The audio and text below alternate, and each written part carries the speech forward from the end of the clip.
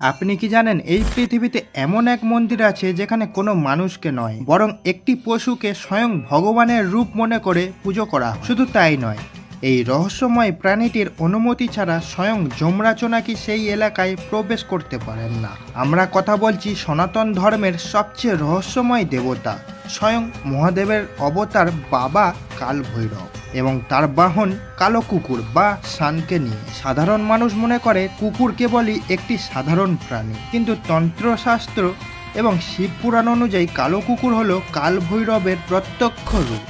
বারাণসী বা কাশীর কোতোয়াল বলা হয় কাল ভৈরব, আর বিশ্বাস করা হয় কাশীর রাস্তায় ঘুরে বেড়ানো প্রতিটি কুকুর আসলে বাবা কাল ভৈরবের গুপ্তচর, যারা এই পবিত্র নগরীকে পাহারা দিত। কিন্তু আসল রহস্যটা অন্য জায়গায়, যা অনেকেই জানেন না।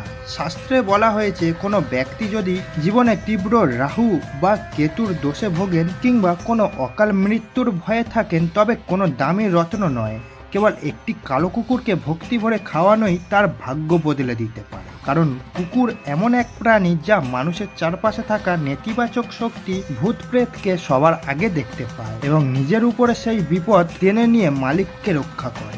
আজ আমরা মন্দিরে গিয়ে পাথরের মূর্তির সামনে মাথা নত করি, অথচ রাস্তায় অবহেলায় ঘুরে বেড়ানো বাবা ভৈরবের এই জীবন্ত বাহনদের পাথর ছুঁড়ে মারি। শাস্ত্রে স্পষ্ট বলা আছে, যে ব্যক্তি কুকুরকে কষ্ট দেয় স্বয়ং কাল ভৈরবের তার উপর রুষ্ট হন, আর যে এদের সেবা করে তার জীবনের সমস্ত বাধা বিপত্তি বাবা নিমেষের মধ্যেই হরণ করে নেন। সনাতন ধর্মের এই চোখ খুলে দেওয়া সত্যটি যদি আপনার মনে সামান্যতম দাগ কেটে থাকে, তবে ভিডিওটি শেয়ার করে বাকিদেরও জানান এবং কমেন্টে লিখুন হর হর মহাদেব।